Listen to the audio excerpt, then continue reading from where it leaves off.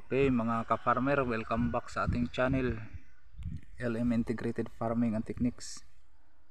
Ngayon mga ka-farmer, yung talong natin is nasa 59 days old na at saka pang-anim na harvest bukas. Ngayon mag-aabono tayo bago tayo magpapatubig. Pagkatapos nating mag-abono, patubig tayo agad. Yan na, umpisa na yung mga bunga sa itaas. Kaso hindi lang gaano makita sa camera. Taka ako pag sa camera di man gaano makikita yung bunga, pero pag sa actual yung bunga, yung siksik, yung parang talaga marami. Tapos ang abono natin ngayon mga ka-farmer, kasi sa nakikita ko yung mga sanga, ito yung mahaba yung length ng sanga niya, tapos mga gilid na to nagdadala na ng mga may dala na supling, tapos bawat supling niyan diretso na yan siya magbibigay ng bunga. So ngayon kailangan natin na paramihin yung ugat, mas madadagdagan yung ugat para magkakaroon siya ng dagdag na makakapagsipsip ng mga nutrients na kailangan niya para sa mga sanga na yun. So ang ginawa natin is magpapataas tayo ng phosphorus, kaya ang abono natin ngayon, itong higit sa 800 hills na puno natin na talong, ito Nitrabor 2 kilo na Unique 16, at saka ammonium phosphate na 1846 2 kilo, bali 6 na kilo lahat. Pwede naman sana na 1846 lang lahat, kaso lang nasa fruiting stage natin na yung tanim natin, kailangan natin yung potassium, support na rin na potassium. Kaso kahit may phosphorus na yung Unique 16 pa rin ang ginamit na ko instead na yung 0060, kasi ayaw ko nung 0060 i-partner dito, kaya Unique 16 ang ginamit ko. Although may nitrogen na rin siya, may phosphorus na rin. Tapos itong 1846, kaya pinapantay ko sila, tigda dalawang Nitrabor, dalawang Unique 16, 2 kilo rin yung 1846. Bali ang mangyayari niyan, so tatlong combination, yung Unique 16 may 16% siya na potassium. Ang mangyayari niyan is, kung paano nyo makakalculate ilang porsyento na lang ang matitira sa tatlong combination na to. So tatlong components sila, yung 16% mga ka-farmer, i-divide mo yan sa tatlo.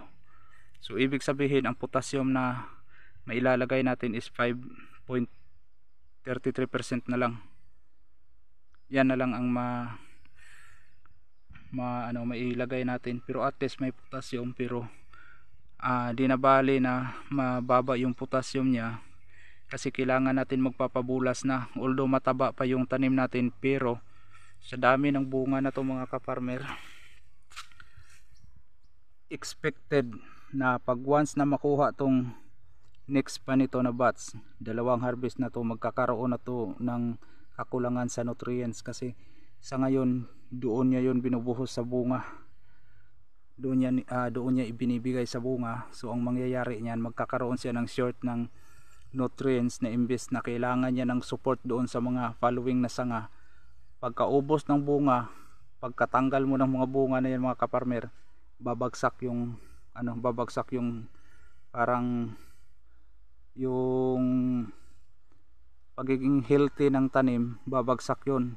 Tapos takes time na naman para magre-recover siya, kasi nung nakuha na yung bunga, so magkakaroon na naman siya ng sustainable na naman yung nutrients na makukuha niya, kasi wala na yung mga bunga. Pero yun nga, na siya, nagkakaroon na ng pagkakaantala. So ngayon expected na natin yon, so dapat unahan na natin, punduhan na natin, para yung mga sanga na yan, sobra-sobra na para sa bunga yung nutrients na maibigay natin. Doon na mapupokus sa ibang mga sanga ang makukuha niya na nutrients. Kaya yan ang gagawin natin, unahan na natin siya, lalo na ito bata pa yung talong natin. Kaya malakas to malakas pa to magbibigay ng bunga.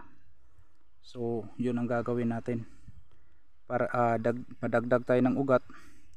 Tapos yun, ito ang tatandaan nyo mga ka-farmer, ang purpose ng nitrogen, siya yung parang tagapagluto ng pagkain, siya yung gumagawa. Tapos ito namang phosphorus, siya yung may kakayahan na paramihin yung ugat. Tapos ito namang potassium, siya yung may kakayahan na para mapalusog yung bunga, mapatibay yung katawan,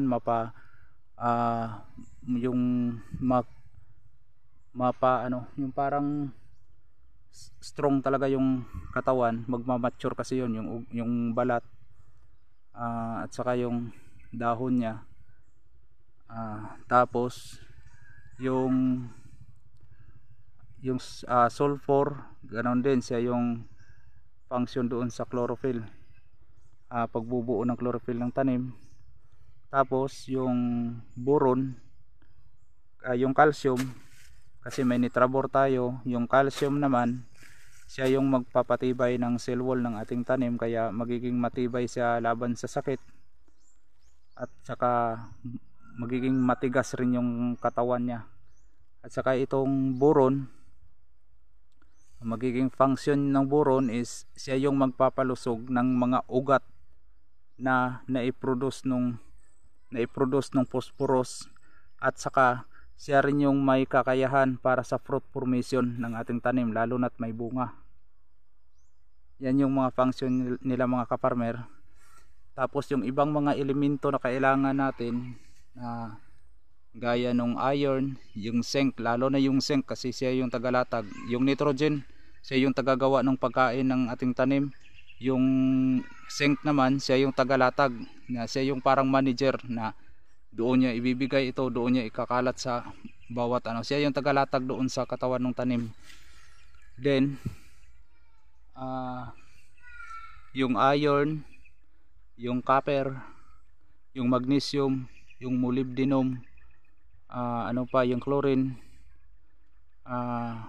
yung makukuha na natin yun, mapupunan doon sa foliar na ginagamit natin, yung Kaiser. Kasi yung Kaiser at saka yung Megatonic, mayroon na yun siyang mga